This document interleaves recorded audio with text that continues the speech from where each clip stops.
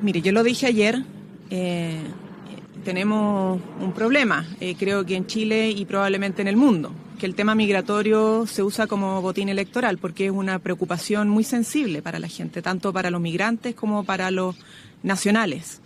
Y lamentablemente es lo que sucede en contextos electorales recurrentemente. Y por eso es tan importante que la gente estudie, lea, se informe bien de las distintas propuestas para no caer en engaños y obviamente también para poder evaluar cuáles de las promesas o propuestas son realmente efectivas y contribuyen a solucionar el problema.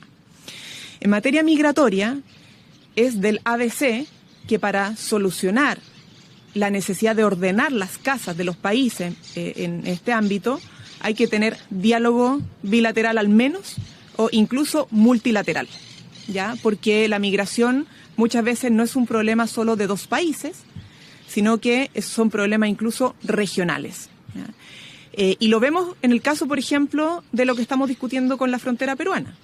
No basta con decirle a los migrantes váyanse si el otro país no los va a recibir. ¿De qué sirve? Salen y vuelven a entrar. Entonces, no resuelve el problema si tú no tienes un diálogo y un trabajo entre dos estados, chileno y peruano. ¿Qué pasa ahora con Venezuela? La suspensión de los vuelos producto de una medida unilateral, ¿cierto?, de otro país. Que lo que genera esto es que sea más difícil aún que los venezolanos puedan retornar a su país, ¿no? Y eso es una medida adoptada por Estados Unidos respecto a la alerta de seguridad que generó un efecto en los vuelos comerciales. O sea, si ya es un problema, por ejemplo, devolver a los migrantes irregulares venezolanos a través de nuestros propios aviones de la Fuerza Aérea a Venezuela, ¿no?, por los conflictos que hemos tenido, más aún lo es devolverlos por vuelos comerciales diciéndoles váyanse de suyo propio porque los vuelos están suspendidos, ¿no? Y eso le ha pasado en otros países respecto al caso venezolano. Entonces, lo importante es que veamos y evaluemos todos los factores que implica, ¿no?, el ordenar la casa en materia migratoria. No es solo el refuerzo de la frontera, el despliegue militar, el despliegue policial, la inversión tecnológica, sino que el diálogo y las resoluciones multilaterales y al menos bilaterales en los países que están involucrados para poder resolver estos problemas, ¿no? Porque si nadie quiere recibir incluso a los propios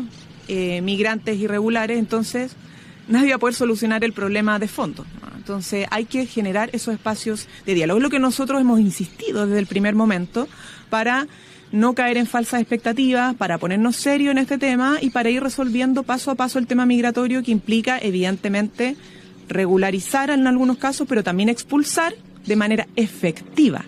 No solo decretar una expulsión, sino que cumplirla. Y para cumplirla, el diálogo, insisto, entre los estados y los países involucrados es clave. Eso es lo que podemos decir de fondo. El resto, obviamente, son tareas de los candidatos, ir explicando cómo, en concreto, materializan las promesas que hacen en materia migratoria. Ministra, a propósito de también materia migratoria, y es la última pregunta en este punto, esta vez con lo que ha dicho también la candidata Jara, ella decía que de haber estado en el gobierno, ella hubiese actuado antes. Usted ayer también decía que era también tarea de los candidatos informarse respecto a las medidas que han tomado desde el Ejecutivo. ¿Hay desconocimiento por parte de la candidata oficialista de estas acciones? ¿Falta quizás informarse más respecto a las medidas que han tomado desde el Ejecutivo? Miren, a ver, nosotros hemos estado, como les dije el día de ayer, tomando medidas desde que el gobierno peruano decidió reforzar su frontera, ¿no? Eso llevó a un trabajo coordinado entre el Ministerio Interior, particularmente Senapred, pero también con Cancillería, ¿cierto?, también con Seguridad Pública, que son las instituciones que al menos deben estar coordinadas, y eso implica el trabajo de la delegación, de nuestros seremis en la región, etcétera.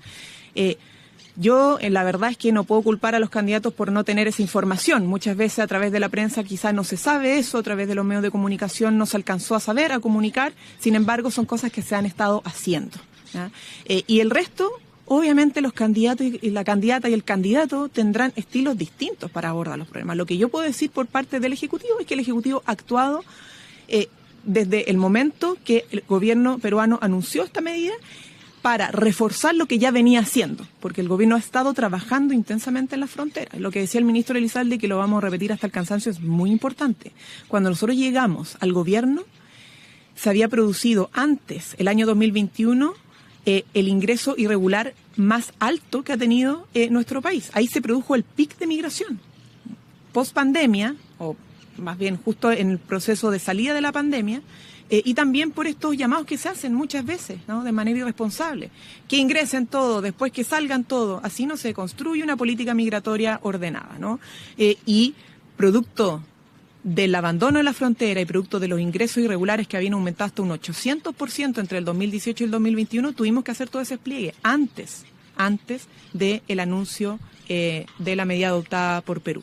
Pero luego de la medida adoptada por Perú, nosotros, insisto, hemos estado no solamente dialogando entre los consulados y las cancillerías, sino que también trabajando en un plan responsable para que las salidas de los migrantes de Chile a Perú sea lo más ordenada y no tengamos, obviamente, este problema de que Perú, en todos los casos, decide no recibirlo y tengan que retornar.